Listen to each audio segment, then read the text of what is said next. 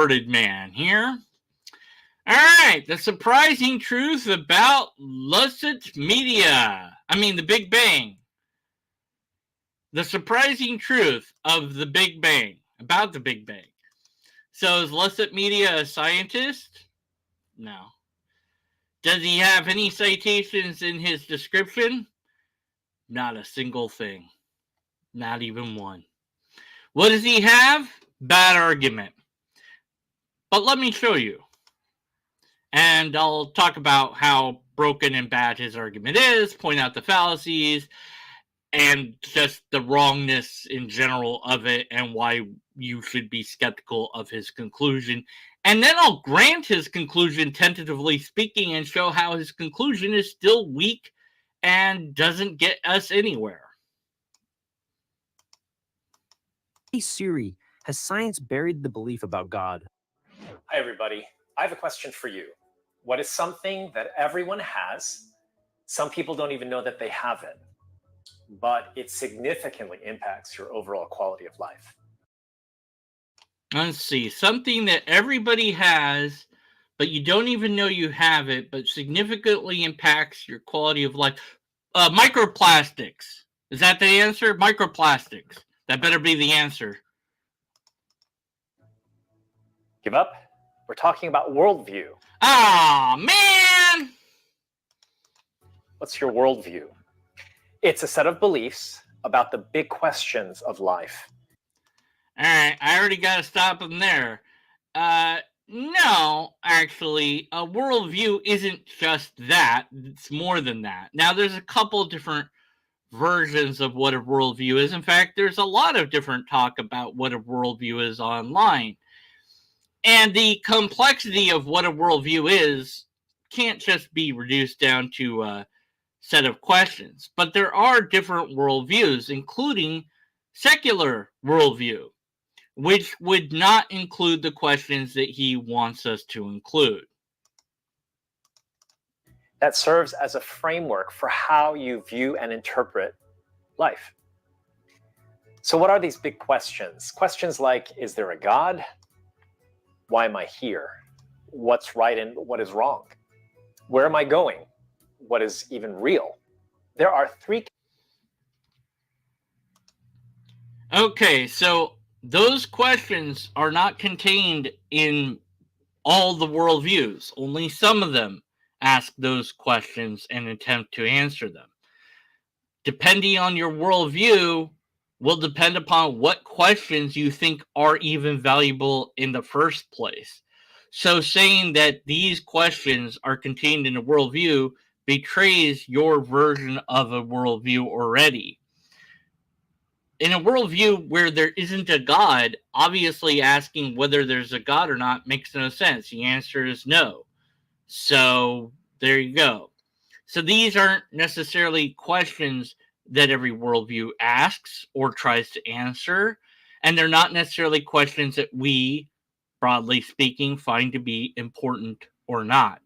And whether or not a worldview answers any of these questions, by the way, doesn't tell us if that worldview is true or not. Is wrong. Where am I going? What is even real? There are three categories of worldviews, all of which concern the question of God's existence. No, that's not true, because God's existence isn't even relevant in some worldviews at all.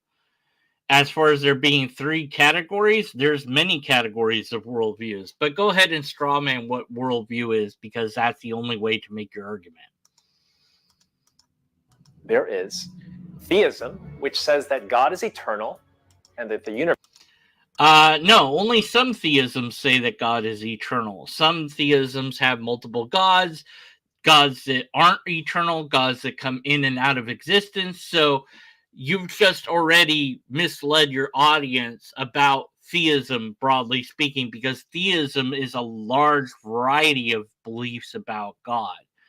And some of those theisms don't think that God is eternal. Some think that God is created. For example, in Mormonism, the God of this universe wasn't eternal. It was another God from a different universe that was made God of this universe, and if you work really, really hard, you can become a god of a different universe. So they don't believe in an eternal God, and they're atheism. So you're wrong. Universe is finite. Then there is pantheism, which says that God and the universe are eternal. And finally, there's atheism, which says that God doesn't exist and the universe is eternal.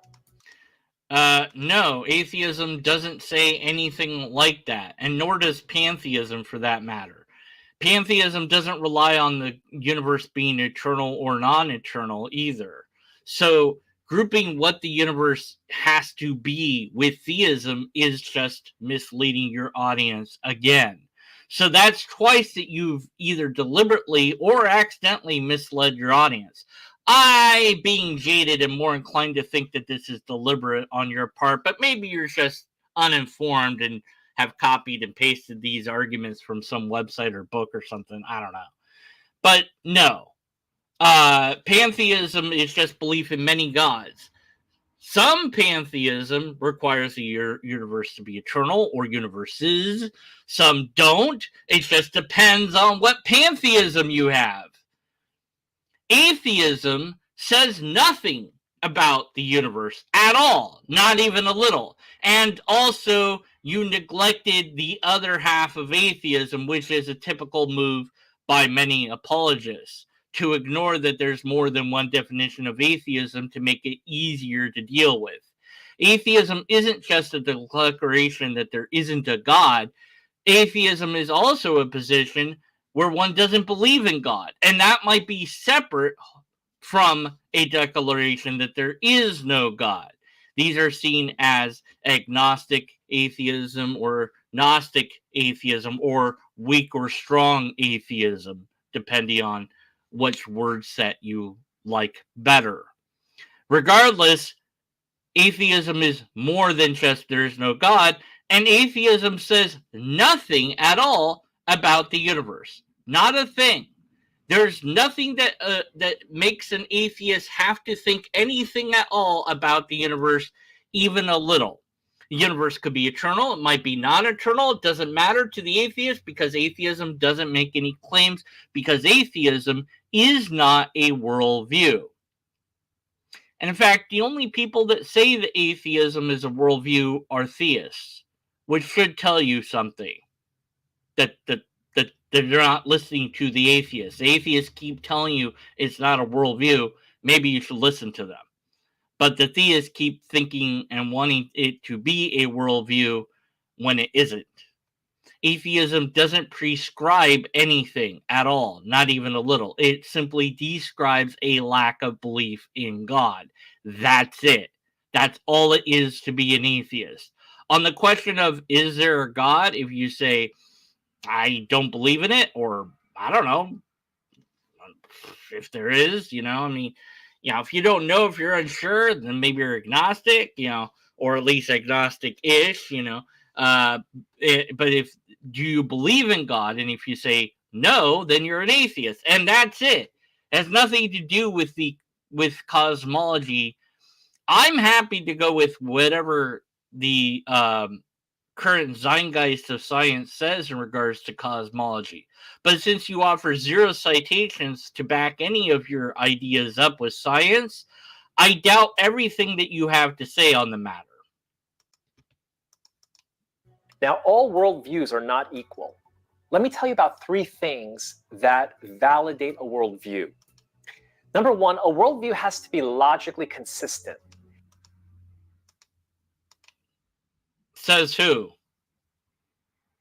According to whom? By what metric do you say this? Because a worldview can be anything. It doesn't have to be logically consistent. This is just an assertion that you're making.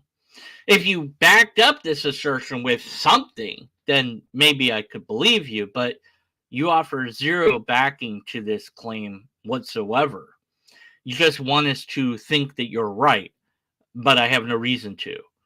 There's nothing that says a worldview needs to be logically consistent. I might like it to be that way, but it doesn't have to be that way. In fact, one could have a logically inconsistent worldview. What if your worldview is one of logical inconsistency? There's a philosophy called truism, where everything is true, including the idea that truism is false. Now, that's logically inconsistent, but it is a worldview nonetheless. It is a philosophy that one could try to follow. Whether one would be successful in doing it or not, it's a different matter, but you could hold that worldview. So you're wrong about worldviews having to be logically consistent.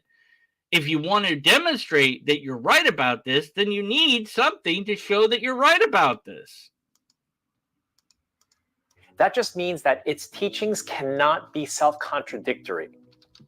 Not only that, a worldview also has to be empirically adequate, which simply means that its teachings have to match what we see in reality.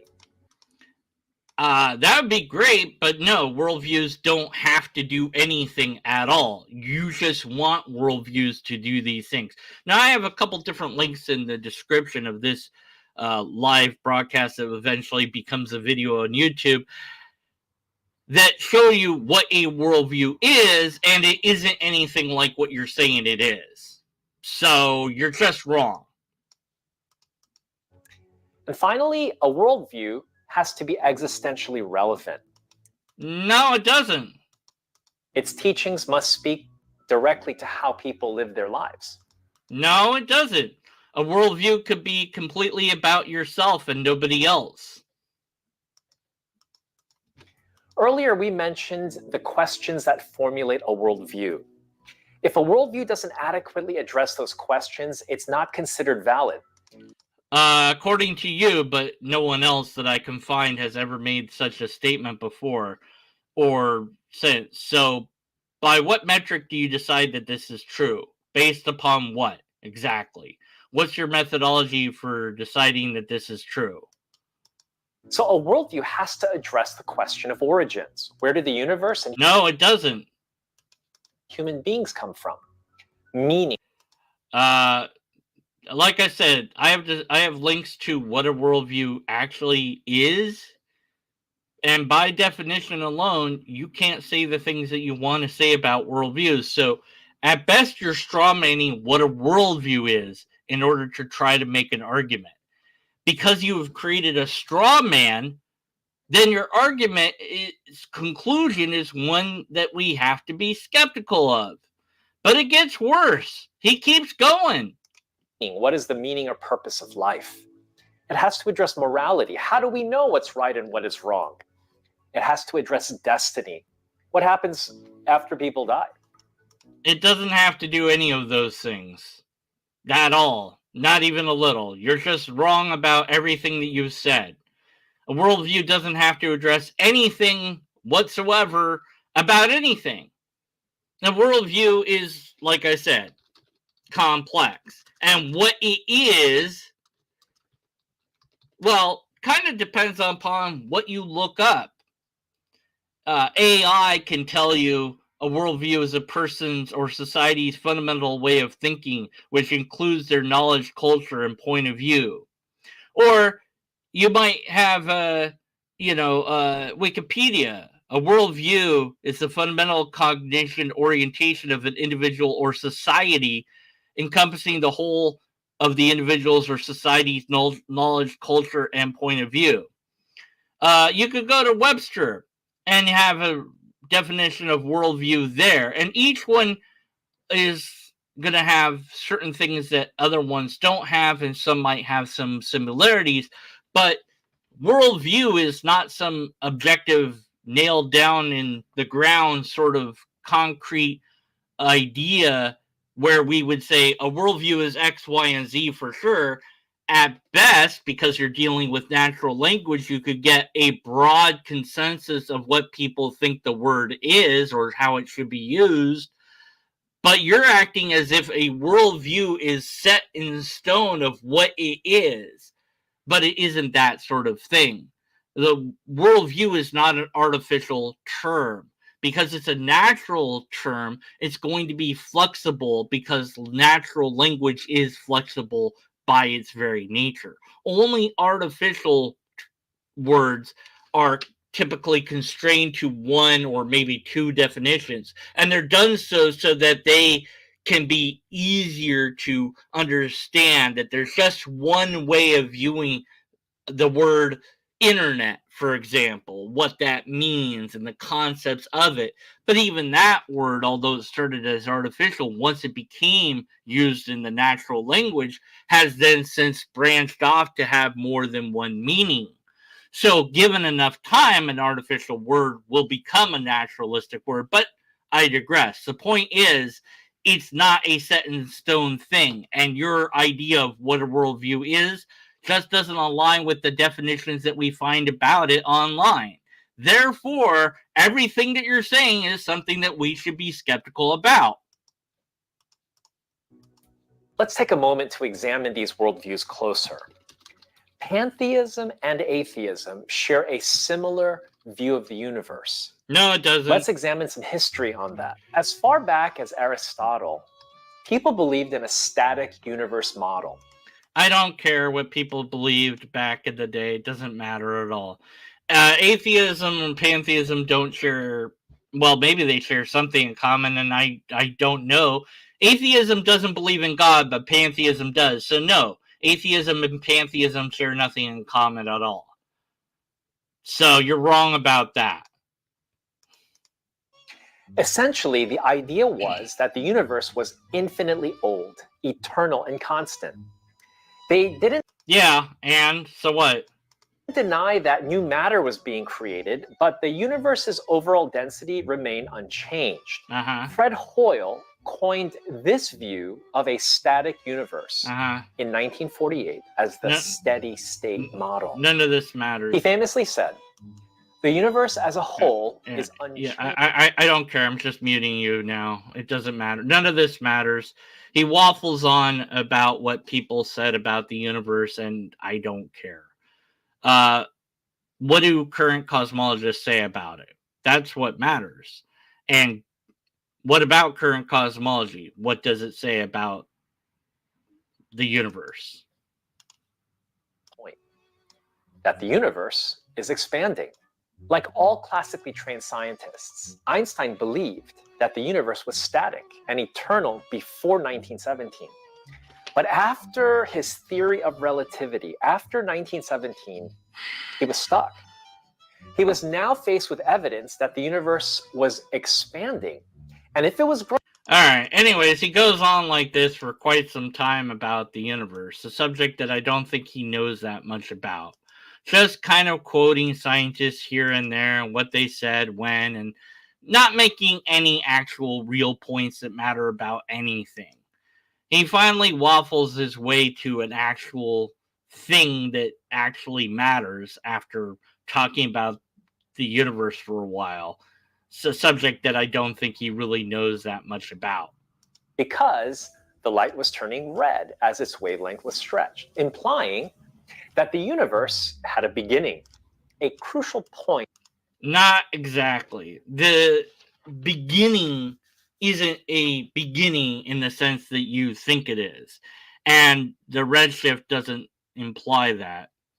Big Bang cosmology is difficult to understand, and I notice you have 0 citations. You have 0 links to any scientific paper on the matter. Because if you did include those links, they would quickly show that no, actually, it's not pointing to a beginning, but just a state where the universe, we think, was small, infinitely small. That's one model that we have of the universe. But there are other cosmological models of the universe available to us. The Big Bang is just currently the most popular, most explanatory model that we have.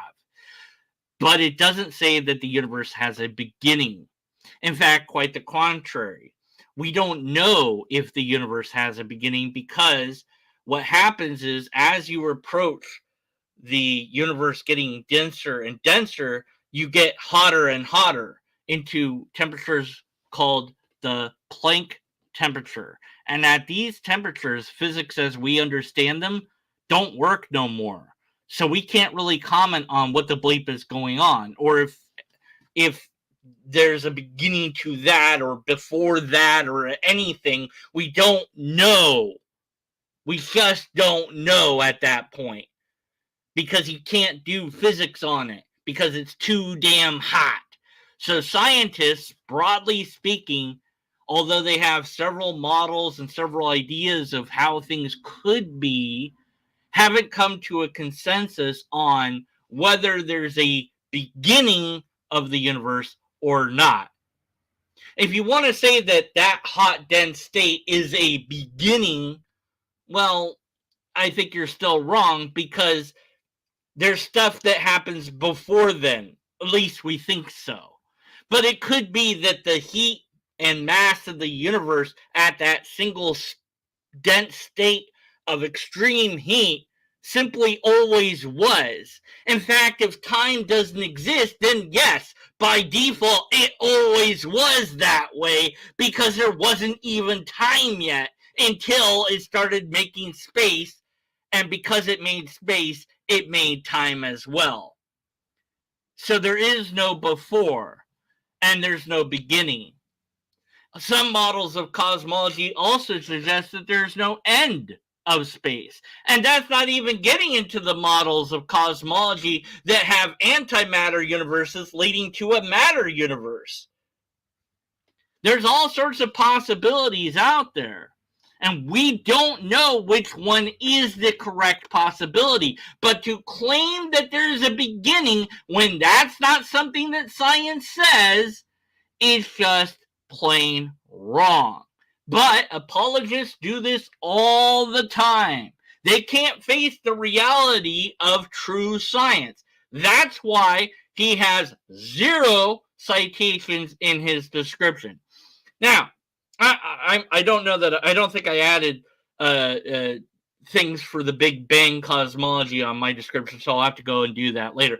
But regardless, I'll have them, and they'll show that if you read them, that we don't know in terms of beginning or not. We don't know is the answer. And every cosmologist says this, essentially, and says it where it matters in the peer review. Maybe in public they might say that it had a beginning, or they might say that in a loose sense or something, but in the peer-reviewed papers, they don't say that.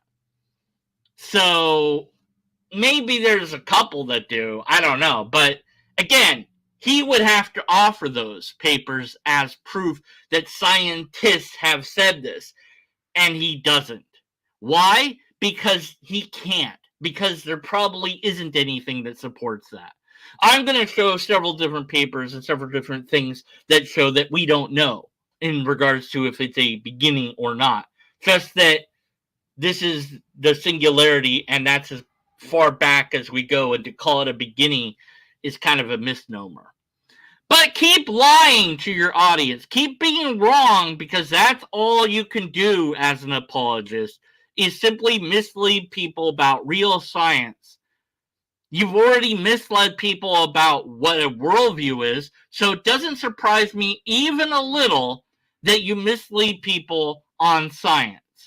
What else are you going to mislead people on? Oh, right, you misled people on what atheist is and what atheism is. So that's 3 examples, at least, of you misleading people, either deliberately or by accident, and I don't care which it is. You're just wrong. In what would lead to the Big Bang Theory.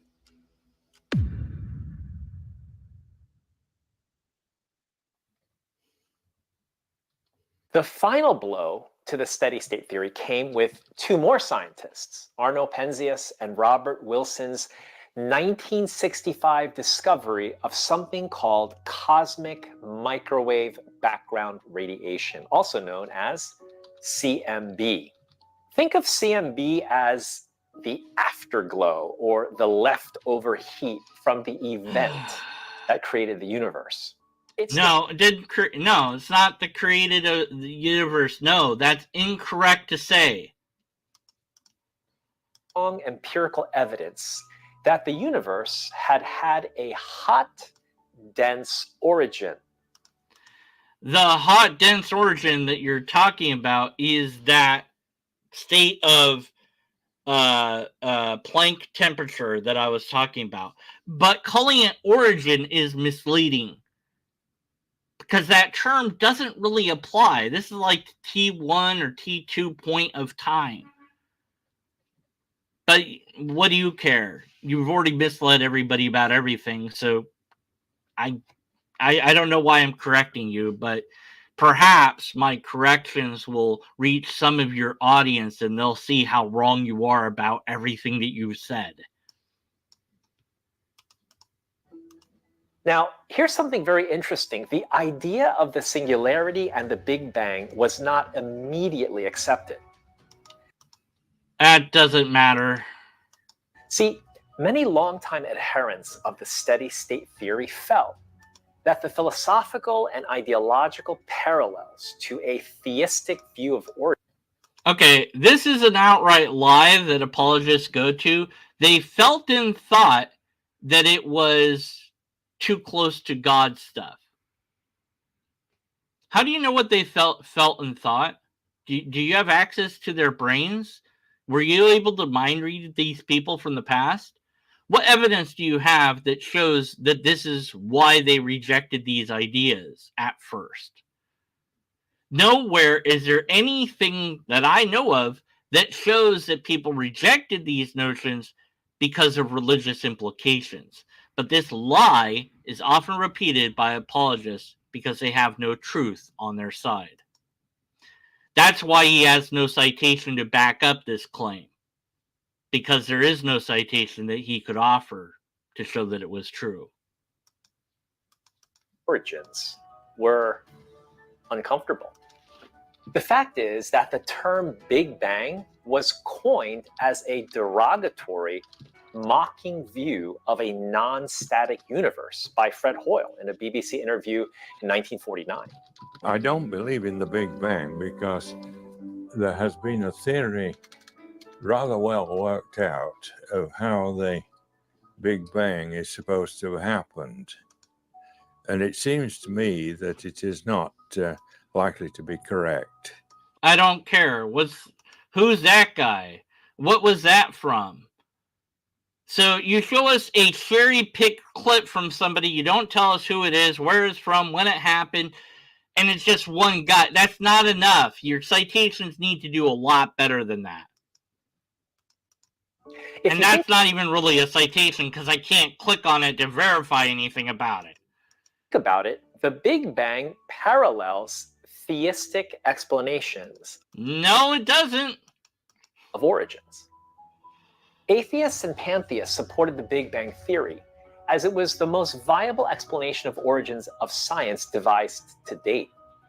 However, not all pantheists agree with the Big Bang, and I guess some atheists might not support it either, but it doesn't matter because atheism has nothing to do with your agreement on any scientific idea whatsoever.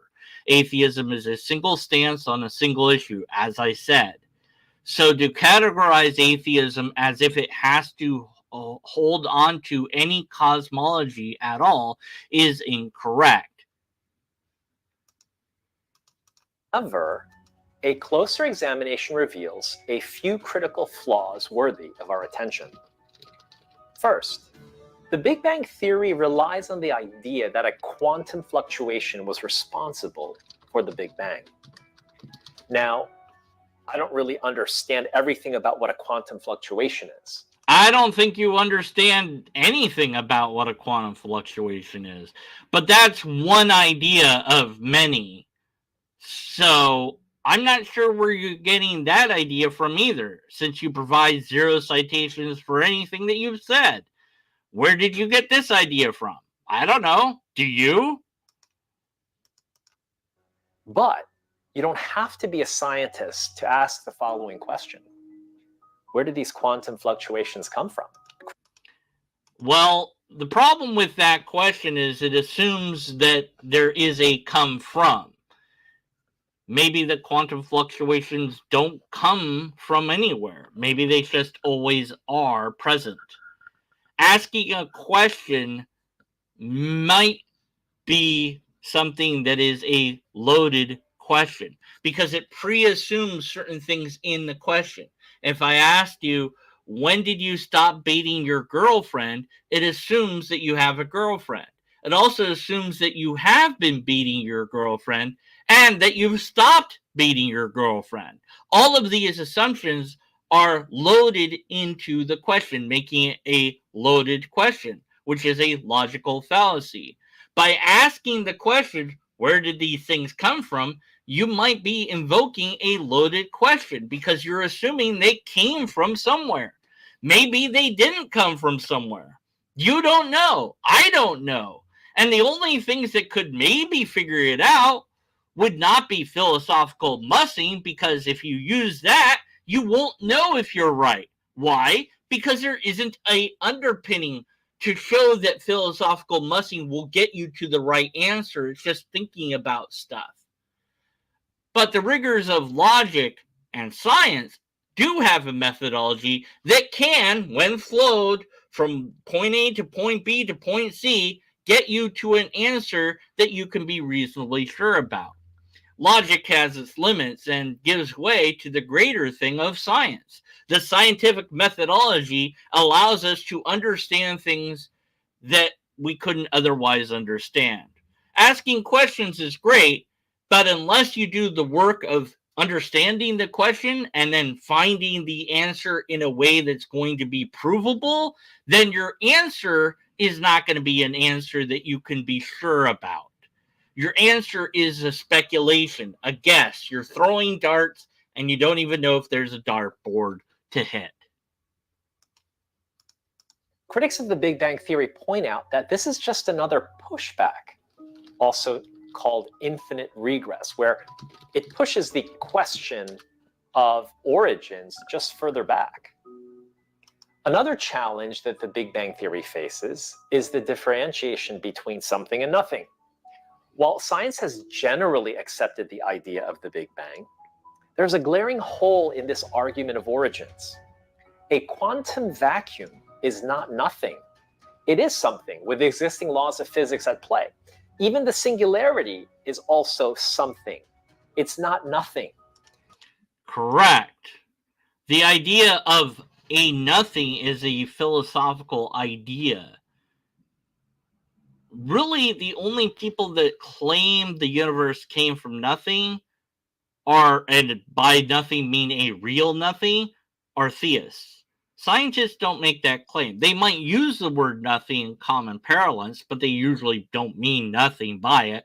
They usually do mean something by it, and as far as I'm aware, there's no scientific paper that claims the universe came from nothing. And if you can find one, please email it to me because I'd like to know about it. Quantum fluctuations, quantum gravity, things of this nature are usually what people are talking about. And as far as I know, no one makes the claim that it came from nothing other than the apologist, other than the theist. And usually they accuse the atheist of saying that the universe came from nothing. But this guy, he's a little bit different. Oh yeah, here we go. So while the Big Bang explains some parts of the universe, it does not necessarily address the root issue. Where did this quantum vacuum or this singularity come from? Theism, pantheism, and atheism all view the origin question as a study of historical events. No. Theism and pantheism make assertions about the origin and pretend that that assertion is true. Atheism makes no claims whatsoever except for, I don't believe in God. But surprisingly, the foundation upon which atheism and pantheism have explained our universe's origins. Atheism doesn't attempt to explain the universe's origins. Pantheism might, but I don't care about pantheism. Lacks empirical evidence, and it contains significant logical, philosophical, and ideological inconsistencies.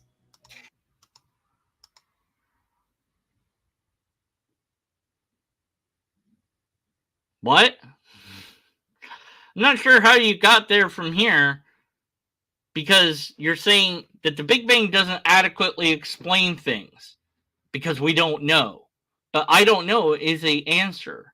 It doesn't have to fully explain things. You think you want it to fully explain things, but that's not something that cosmology does yet. But basically, you're saying that by adhering to what we can know and admitting that we don't know, that that's not a good enough explanation. Therefore, something that offers an explanation that is complete is better, and therefore the right explanation. What nonsense.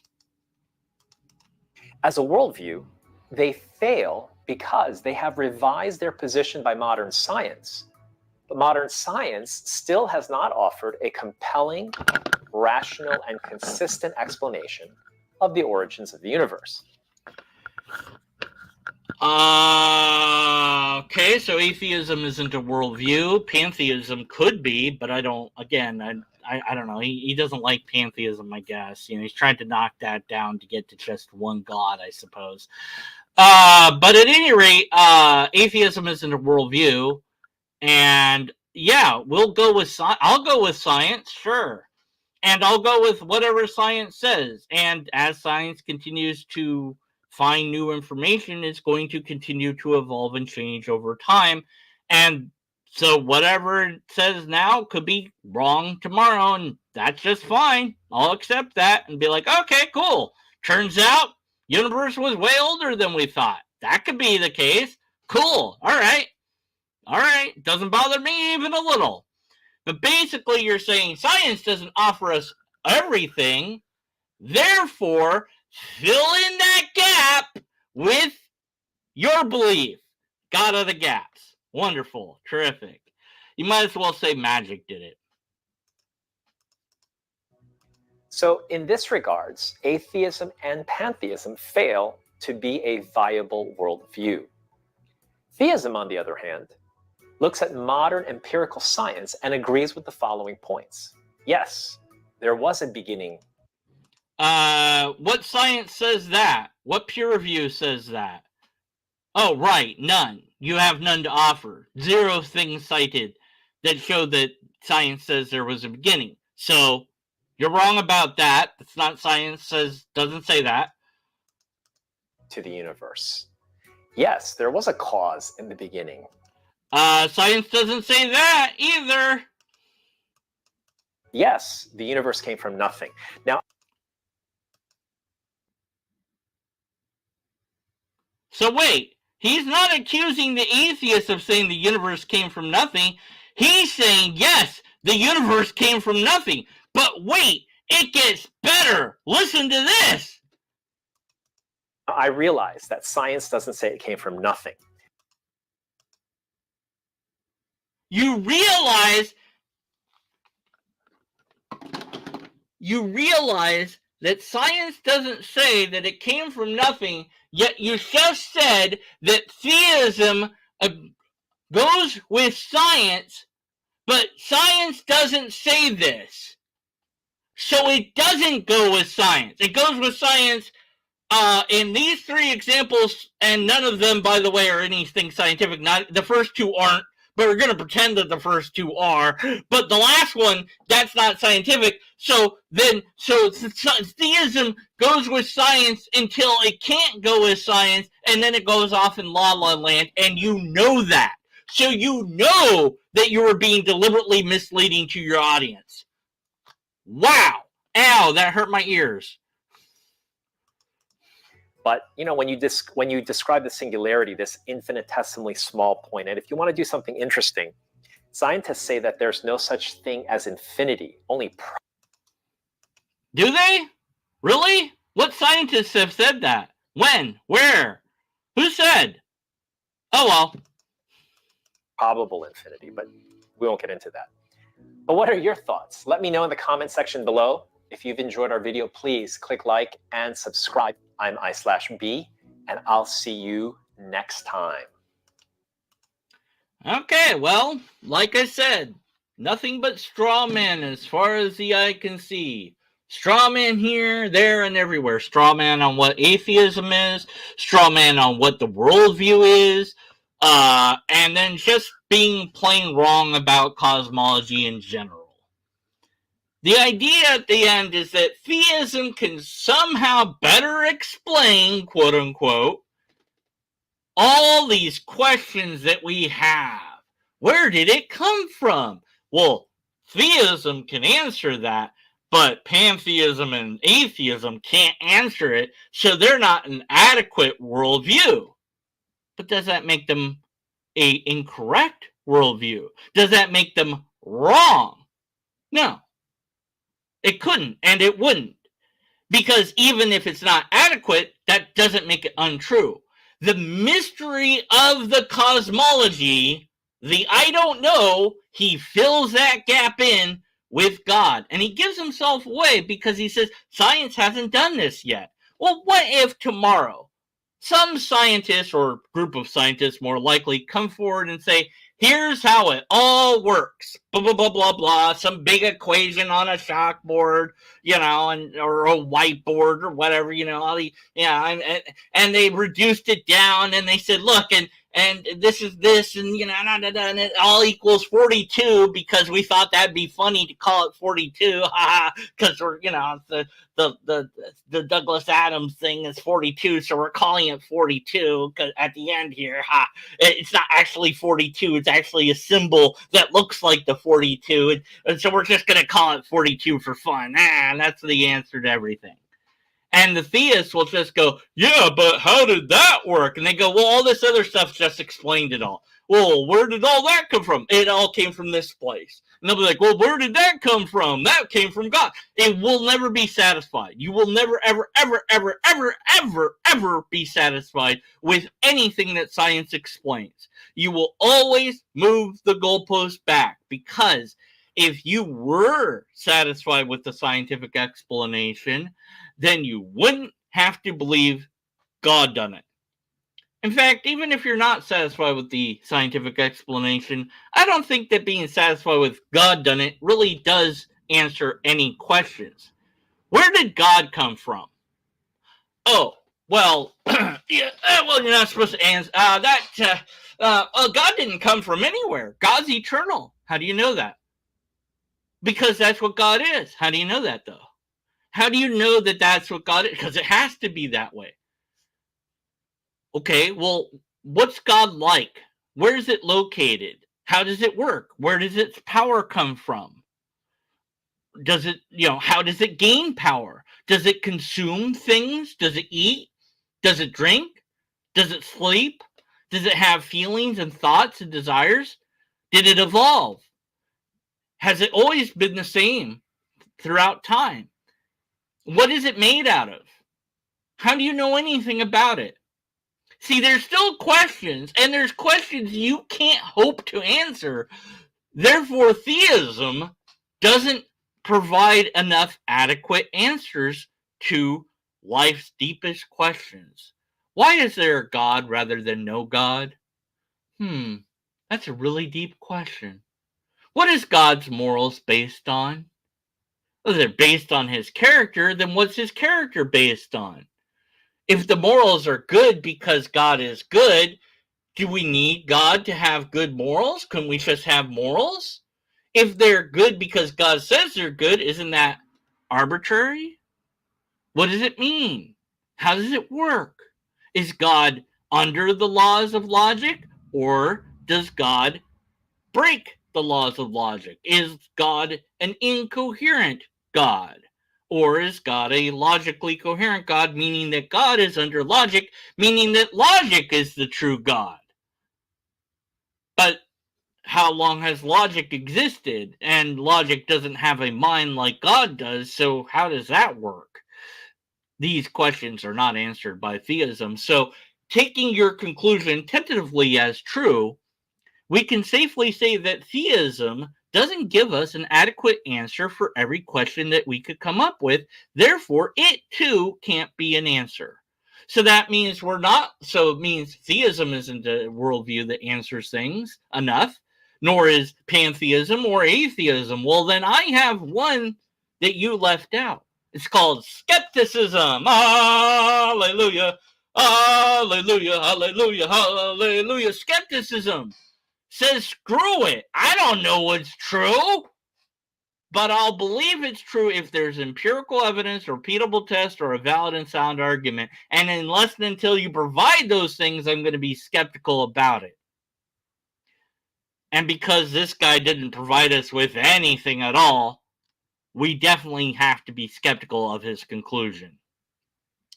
Until next time, be skeptical. And after that, stay skeptical. And for the rest, read The Lobsterist. Why haven't you read it yet? If you haven't read it, it's on my About page. Come on, it's right there. It's right there. Why hasn't anybody tried to debunk it yet? Oh my word, how many times do I have to tell people to read this thing? Nobody has read it. Why? Maybe somebody read it, but they didn't debunk it. It's right there. Look, it's right there. Why? Anyways, this guy is wrong about everything. Thanks for watching.